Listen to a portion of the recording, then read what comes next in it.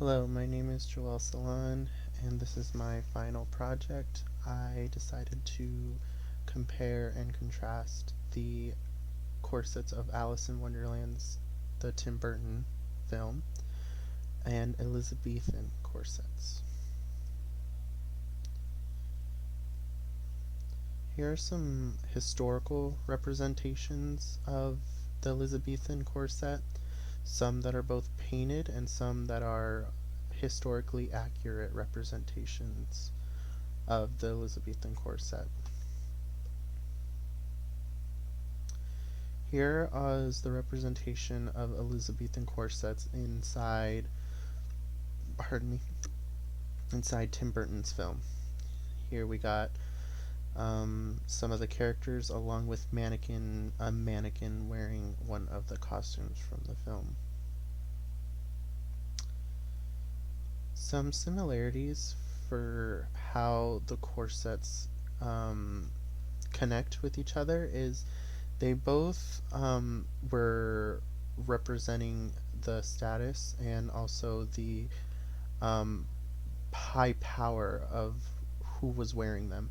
These corsets were worn by, of course, royalty. They were shown as something of very high class. Embellishments were all gold, bejeweled, pearls, something of very high class. And the same thing is said for the movies corsets as well. They were worn by the courtiers of the Queen of Hearts' court. The Queen of Hearts also wears an Elizabethan corset, and also her arch rival, which is the White Queen, also wears an Elizabethan corset as well. Um, they also share a lot of visual similarities, such as the little flaps um, on the bottom here. You could see it both on the courtier and the historically accurate corset. They also had straps.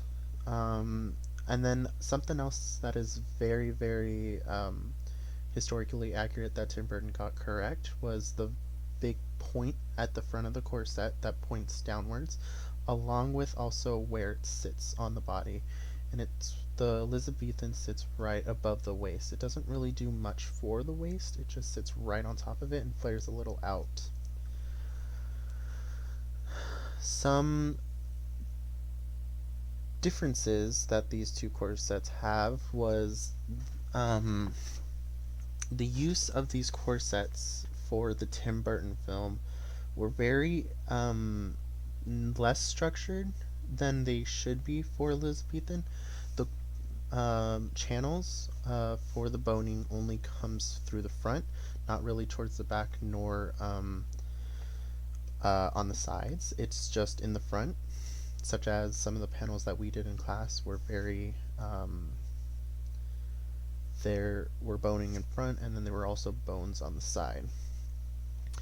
Something else that kind of strays from the historic accuracy is that Tim Burton used very whimsical, very fantasy, very fairy tale details towards his corsets. He added, of course, he added stuff that was accurate to their characters, such as for the Queen of Hearts, he added gold, he added reds, he added blacks, he added heart jewels, he added everything to just really hammer in the fact that this is a total monarchy when it comes to the Queen of Hearts. And then something for Elizabethan was it was meant to show like how much of a high class person you were. The more jewels, the more pearls, the more elegant fabrics, the more just expensive your corset was, the higher status you had in a monarchy.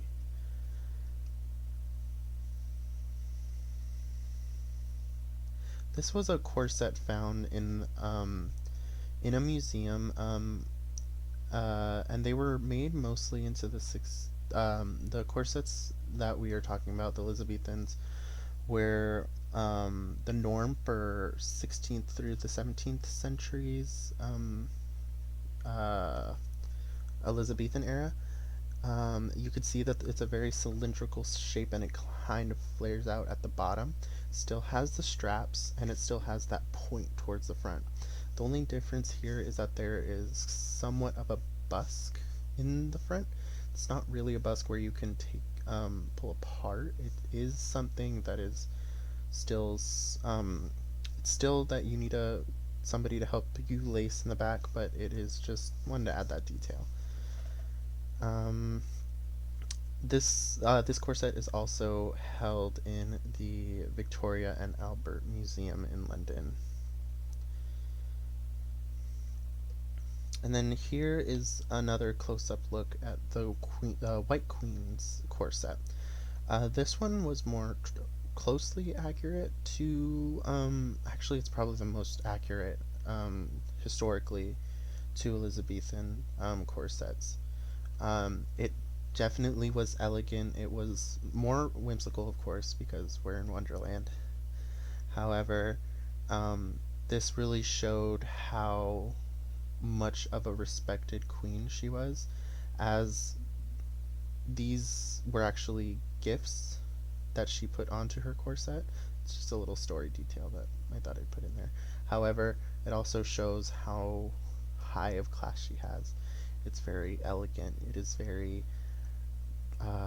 pretty. It looks very embellished because she was, one, a respected queen, and two, it really showed how much of a high status she had because she was the leader of the White Kingdom. Um, this was actually a costume that was shown in the same museum, actually, but during an exhibition for Halloween, Hollywood couture. I believe that's all I have, and those are my references. So I hope everybody enjoyed, and I'll see everybody